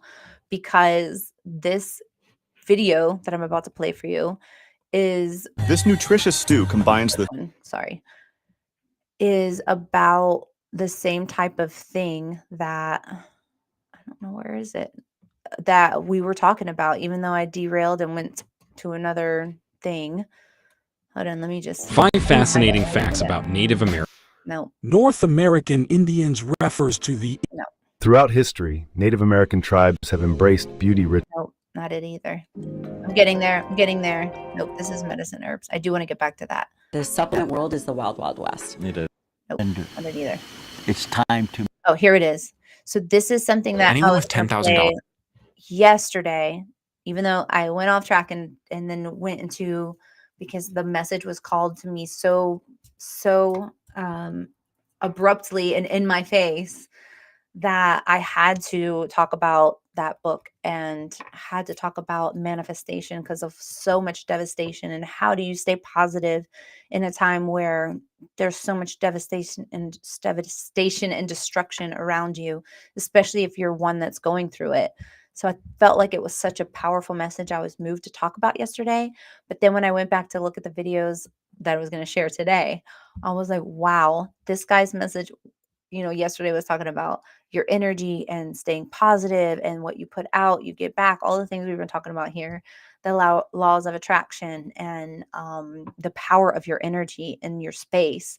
Like if somebody's like super negative and just like constantly, that will affect you. It'll be draining. You ever feel drained after you're with someone who just constantly complains about something? It's draining. You have to put your energy blockers up, as the Cherokees say. You have to envision that there is this like really thick plexiglass kind of wall around your spirit and your emotions. And then when you're around, so if you're around a social setting and there's somebody that's just constantly is like a bitter person complaining and not happy about anything at all that comes out of their mouth, so that energy doesn't affect your spirit, you put your energy blocker up. You just envision like this very thick wall. That way it's a clear wall, so they can see that you're being empathetic and you can be there for them empathetically, but it's that energy is not going to affect your spirit. And that's the big part of it, your energy blocker. You got to put that up, because those people will absolutely drain you dry. I call them energy suckers. Sometimes people call them that, because you don't want that energy into your space or into your spirit or your orbit. A lot of times, if that starts happening, if I'm out and about, I'll gracefully bow out and like have to go to the restroom, or, you know, dismiss myself in a, you know, classy, kind way. But I don't want to be around it because it's not for me. I don't engage in that kind of conversation. I have a lot of great things I like to talk about, and it's not going to be talking bad about other people or putting that negative aura out into the world. I think it's just such a waste of time and energy and space. So I do feel like if you're out there and you have friends or people that you know, or you get around that even in a social setting, learn to put your energy blocker wall up. That wall allows you to show love and expression through your face and empathy, but you're not absorbing that, and you have to imagine like it's just bouncing off that wall and not coming towards you, and you're totally protected in your spirit, and you're able to keep your spirit in a happy place intact, and you can go away. It's amazing once you do it. And remember, it goes along the whole line of the consciously aware and being conscious of yourself and the power of your conscious mind. And when you do this, I'm telling you right now, it works so well. When you envision that, and you envision that all the negativity coming at you is, or like in your orbit, is bouncing off that, and it's not affecting you, you walk away so much lighter.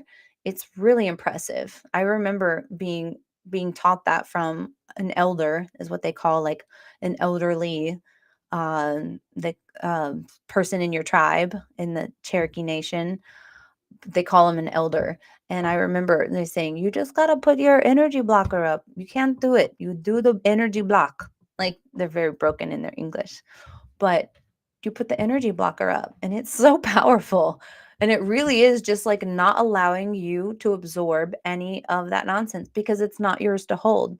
If that person wants to hold it, that's on them, but it's not for you to carry around. That is to let go, release. It has nothing to do with you. Not even let it go. Don't even let it in. You just listen. You can attentively listen and then let it go. And I'm such an empathetic, sympathetic, compassionate person and I'm very big on feeling energy. Like I can feel without even words spoken, people around me that are high stress, or like something's going on or something's off. I can feel their energy, and it makes me feel some type of way. But I didn't even know about all those feelings I've always had my whole life. I didn't know until I was like later on in life, and somebody explained it to me that was in my culture. And they're like, oh, you're a feeler. I was like, oh no, I don't want to feel everybody's energies. And she's like, you got to put your energy blocker up. I'm like, oh, that's a thing? I could do that? And then I did, and it was amazing. And I will never not have that when I'm in that space, but I'm always putting my full spirit and energy into those around me. But I have to learn for those bloodsuckers that nothing you do or say or the compassion or energy, good vibrations that you give off are ever going to help or fix that person. There are those people in the world, and you have to know those people and be able to locate, be aware of who those people are and when it starts to happen, and then boom, just throw that clear energy blocker wall up and go about your time, and it won't affect you. Beautiful, right? So anyway, back to the video I was going to play yesterday. So this was a video I was going to play yesterday originally, before I totally flipped the script and I got the message loud and clear by so many signs around me yesterday saying there must be somebody that needs to hear this today about power of positive thinking and manifesting greatness. I needed to do that yesterday, and I did. But this is right here. You're a feeler too, Bo. Yeah. An energy feeler, not with my hands. Okay, so this is the video I was going to play yesterday. Remember, yesterday was about Newton's law, power of attraction, conscious mind, being able to control who you are, like how you receive things, being able to control your emotions by your being consciously aware of the emotions that don't serve you, and you can change that by the way that you handle it. All of those things, right? That was yesterday's topic that I switched. This was the video I was going to play originally, which is about the Native American or Cherokee Indian indigenous culture. This was the original video, and I can't believe how full circle the message really was about this topic. So clearly there are people watching this that need to hear the message loud and clear, because even though this was supposed to be yesterday's and I'm doing it today, it's still on topic. Watch when you hear it. You're gonna see how crazy full circle surrounding my orbit this is, and the message is loud and clear. Dollars or more in credit card debt or personal loans may qualify for help from National Debt Relief. Minimum payments could lead. Traditional teaching is that you can destroy yourself by the things that you think that are wrong, the things that you hear that are wrong, the things that you say that are wrong, the things that you taste and touch. They are the things that occur from within you that will destroy you. In the traditional teachings of our people, we refrain from talking about skinwalkers or various other things that are negative. You have to be aware of the things that you do, the things that you think, the things that you say, the things that you eat, the things that you hear, the things that you touch, the use of the physical senses. Now this is Navajo. The Cherokee belief. Throughout my youth and into my adult years, I have had the opportunity to talk with people that were members of the Navajo Medicine Man associations, and I've had some very great experiences.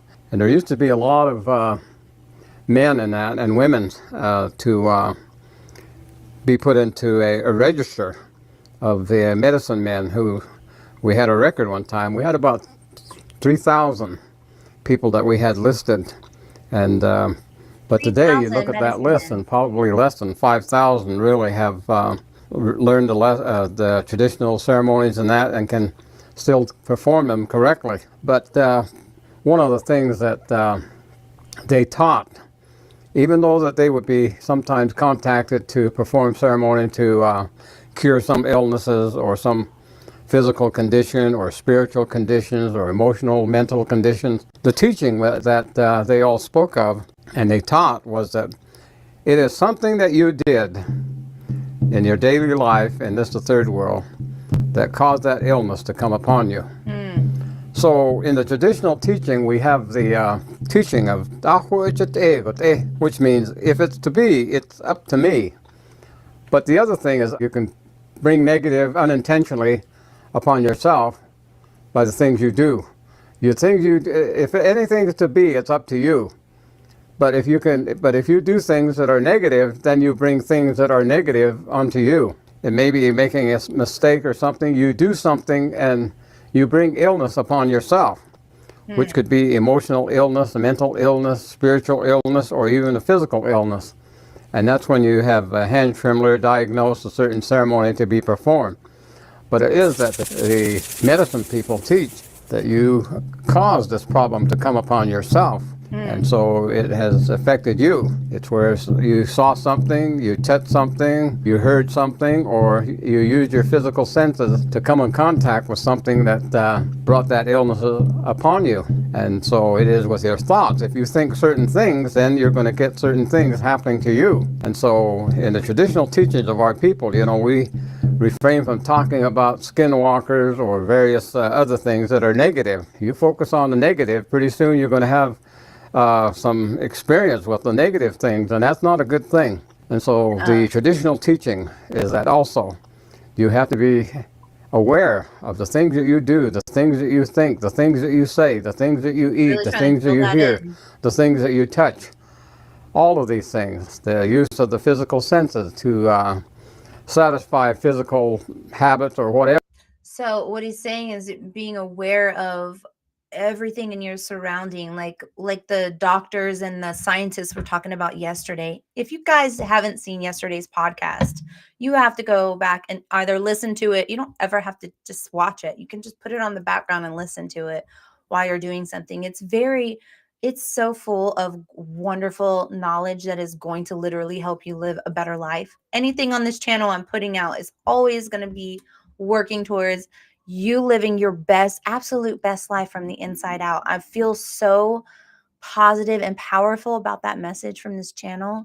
And this is one of those things is that they were talking about yesterday too, is being just aware of the people that you have in your space, the things that you're doing. Are you doing it with good intention? The things that you're bringing into your life, is it done with good intention? If you pay attention to the things down to the little tiny, like what he's saying, what you put into your mouth, what you touch, even like, are you messing around with something you shouldn't be, or something that's got maybe negative energy on it, or it's not good for you? Maybe you're, I don't know, the things that you're doing with your hands, maybe they're not in positive way. Paying attention and just being so hyper aware of your surrounding is really going to hold you accountable and help you be more forefront, like looking in a mirror at yourself rather than building a facade of what you think you are or who you think you are. Somebody had said to me yesterday, had reached out and said, I read the book that I'm reading, which is called The Magic. And there is a book called The Secret. And The Secret is about, it's kind of like,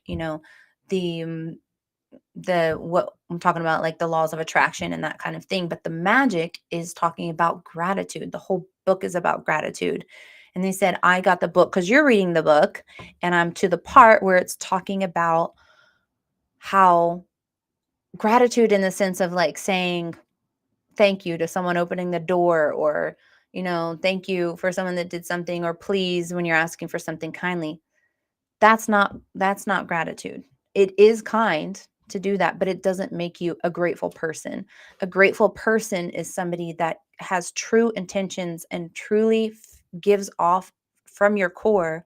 You truly are grateful for the things that you have, or grateful for life in general. You put off gratitude, and that is living your most gracious life.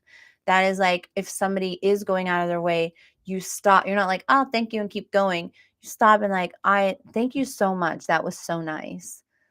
Giving a full gratitude of feeling and emotion. If somebody does something for you, maybe you take a second to stop and pay more attention to the way that you're showing your gratitude and feeling your gratitude, not just like a thing you're saying like hello, goodbye, or hey, how are you, and not really care or stop to think about what or hear that person's answer.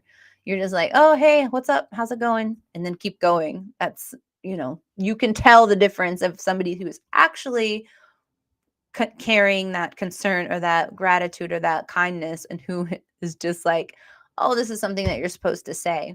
Like my daughter, we've been talking about this in our household. And so my daughter has gotten into a habit of, now if she'll catch herself, she does it. She wants to be able to say things with intention. So she'll catch herself saying something because she thinks that that's what you want to hear, but it's not what she's feeling. I mean, she's 7. So this is the daughter that went through cancer. So she says now automatically respond like, oh yeah, that's great. I think that, yeah, I think that that's beautiful or whatever. Talking, maybe it's something that I'm showing that I made, or can I come sit next to you? Yeah, sure, you can come sit next to me. Like simple little things, right? And she'll be like, actually, mommy, I told you that I really liked it, but honestly, I didn't really like it like that much. And I said, that's okay, sweetheart. You don't have to say that you liked it if you didn't. You can say, um, it's good for me. It's good for you, but maybe it's not for me. It's okay. We're all different and it's okay. And I love that you want to be honest. There is a balance there. You don't want to be brutally mean that people, don't hear that you're coming from a good place. But she was like, actually, I don't really want you to sit in here. I'm kind of having some alone time right now. And I said, that's totally fine for you to answer first with that. You don't have to. So she's becoming aware of it. So it's made me become aware of it and like not giving those answers. And I feel like if someone knows you're of good intention and the way that you say it, there's a way to say everything that, and you're not being hurtful with your words. You're just simply conveying the way that you're feeling about something in a kind, communicative manner. I feel like constructive criticism is not something to look down or frown upon. So the message is so pure here, and the same as yesterday. You want something good and positive to come back out of your life, put it out. You want to see a change. You're just so drained every day. Start saying positive things instead of negative things. You can't stand your job, find another one, or start finding a way that what you love about your job. Being like, you know what? I'm going to change my mood today. I'm going to start filling my space with positive thoughts and positive energy and saying, you know what? I'm really enjoying being here today because at least I have a job and I'm able to make money so I can support my family or support myself. Maybe those are the words that come out. And once that gratitude starts changing your spirit and who you are and your being in your outlook, you're going to start seeing bigger changes too, and being able to manifest those bigger things because you won't be so woe is me, right? And that's the goal. That's the goal. And guess what? It's free to do it. It's free. You don't have to pay for therapy to do that. You don't have to pay for a program. You don't have to spend endless hours to do something. You can just literally start it right now for free. How cool is that? It's like God gave you the blessings to be able to have the best possible life. And we just really made a mess of things, didn't we? Wow, we really run amok down here. We need to get back to the roots. Let me finish this little segment out. It's so good. This guy's so good. Ever, there are things to be avoided. And so the traditional teachings say that, if you're going to be a little bit more aware, be aware that anything that you do and to yourself is something that you can do excessively and destroy yourself from within. And so it is that the teaching also goes on to say that if as a family member you do things that are contrary to what the people in your family have been doing for years, that if you do things too contrary to those traditional values of family, you can destroy your family. And you can also do, by your same behavior, have a negative impact on society, and you can destroy society. And so it is that it all over the world, that if people do things in a negative way and things that are contrary to civility, that they can destroy the world from within by their own actions. So the traditional teaching is that. How powerful is that? Think about the world right now, like, and the last 4 years, COVID time, like the absolute chaos of just how we started speaking to one another, how we just started being more combative and more hate words, more hate speech, just like filling the airwaves, whether it's from the news to the online social media stuff to just like within your own family or friend group, just spewing out all the things that we're talking about not doing today, which is the negative, just bad vibrations. And what came of it? Anything good? No, worse. It just kept getting worse and worse and worse. Like you know, when we're getting back to the basics of human beings like residing with other human beings, it's simple. The antidote is simple. It's love and it's kindness and it's compassion and patience and understanding and forgiveness. Until we get on that plane right there, it's going to be what's happening, fires and floods and destruction and just mayhem. That's no life I want to live. I don't want that life for my children or my grandchildren. Prayerfully, I get to experience that one day. I don't want it for my friends or my family or those of you out there that are watching this or anybody. I don't want it for anybody, any culture, any country, anybody that is a human being living on this planet. And it's horrible. I don't and the only way for us to get back is for us to have the unified way of thinking, and that is this right here, the self-conscious thinking of what you put out cannot just destroy you and those around you, your friends, your loved ones. It destroys our world. Look at what's happening. Putting out all that negative energy, of course all this negative stuff's going to happen. Look at what we've done for the last 4 years. Let's get back to those basic humanity things of being kind and being loving.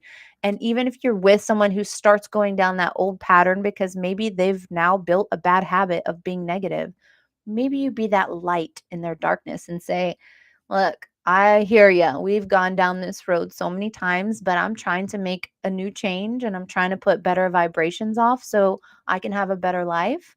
So, how about we table that and then just keep tabling those conversations until eventually that person is not even going to bring it up around you because they know it's not going to be heard because you're shutting it down in a kind way, in a polite way, and just saying you have no space for that. Then you don't have to worry about putting your energy blocker up because now you're just eliminating it from your orbit, which is obviously the most effective way.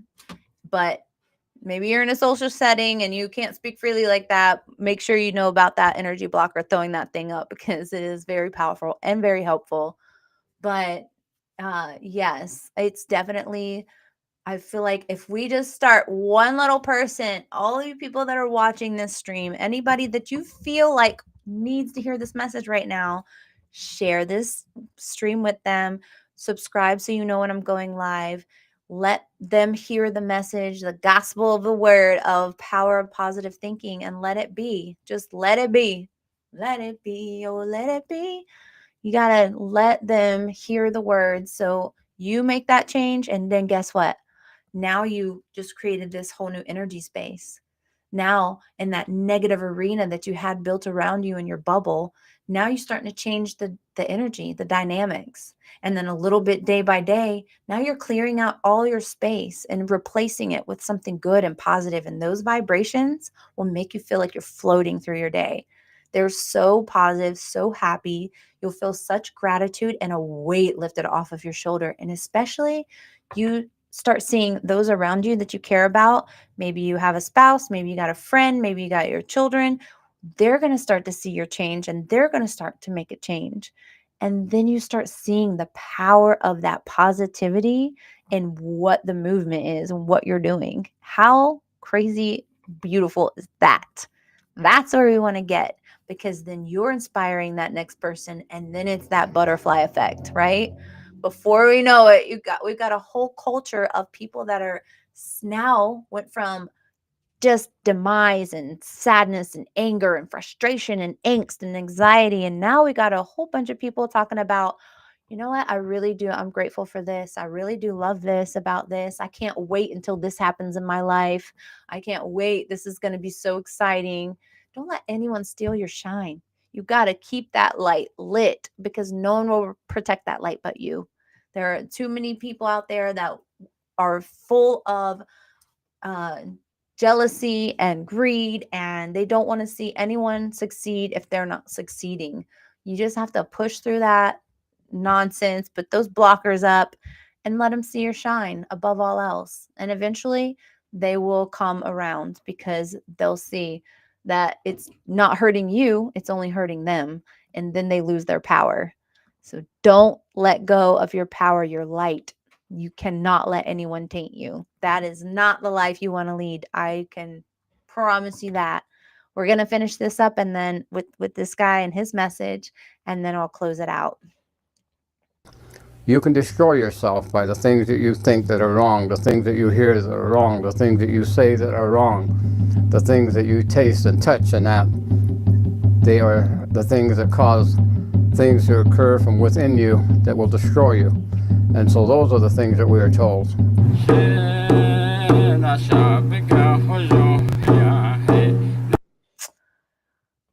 So that is the moral of the story right there, you guys. Beautiful, right? I really am so grateful to be able to have a platform to share the message of my people and to keep their tradition alive, keep the beautiful teachings of the Cherokee Indian people and the indigenous people all around the world. There's so many tribes, and there is a very solid underlying platform that all of them seem to go by, and that is the message of positivity, acceptance, love, joy, and cleansing. Just be putting a good spirit out there and not faltering or wavering on that. That is who you are. That is your blood, our ancestry. That is the message that you want to be in the world.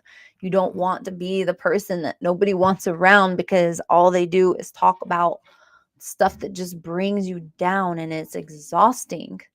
You guys, be that positive change you want to be in the world, because you can. Because it literally, you don't need a penny for it. It's free and you can do it right now. Just starting today, blow someone's mind at how positive you're going to be, even in the worst scenario or situation, even in a time where most people around you might think, oh man, this is going to be bad. And watch the things that open up for you. People wanting to communicate with you more, things falling in place a lot easier, life feeling easier, all for something that you did for free. That's going to make you feel good in the end. Nobody wants to walk around feeling angst and anxious and like angry and mad and sad and all the bad feelings. Put those, just envision it in your mind. Do that with me right now. You're just closing your eyes and you're envisioning all of those things, all the whatever color you want to make it. It's black, it's dark green, it's like I see like muddy, mucky kind of colors, rust colors. And you're going to take a sponge in your mind. You're putting some soap on it, some hot water, maybe a little vinegar to really get a deep clean. And you're wiping it all out of your system because it doesn't belong there. And all you see now is purity and white and the freshness of maybe like a babbling brook or a beautiful waterfall or a fresh spring. Those are the things, beautiful glaciers that haven't even melted yet, because that's your future of brightness and beautifulness. You have to envision all of those things leaving your body and then letting the light in and approaching that in a new light. Even catching yourself when you're about to go down that bad avenue, just being like, nope, not going to do that. That's not me anymore. There's no space for that in there. It's not even going to exist. Just give it a go. You never know until you give it a go. Thank you guys for joining me today on Behind the Layers. This was a really great podcast. Tomorrow is going to be back to some fun fitness facts Friday. But then we are moving in next week. We are going to talk more about other cultures around the world, what they eat, what they do to stay healthy and lively. So I'm really excited to jump on that train.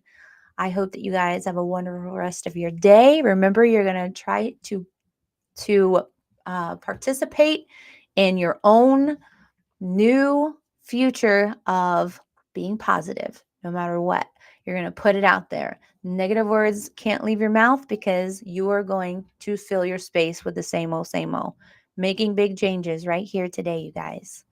I look forward to seeing you guys tomorrow. Bo, thank you so much. Thank you to all of you guys that are joining me, that are watching. You don't have to participate in conversation, but I do see that you're out there, and I appreciate you being here. Make sure you do go hit that subscribe button. And if you love the channel and you want to support it, there is a wrong side. It's mirrored. There is a QR code to support the channel up there. If you are on X, I have a tip jar on my main page. There's a little tip jar if you guys want to support, show the love, support the stream. I really appreciate you. I appreciate you just coming and maybe gaining some knowledge for this to help your life and help you in your future to living your best life from the inside out. Until I see you tomorrow. Bye. See you then. Lots of love. Sending the love. Sending the love.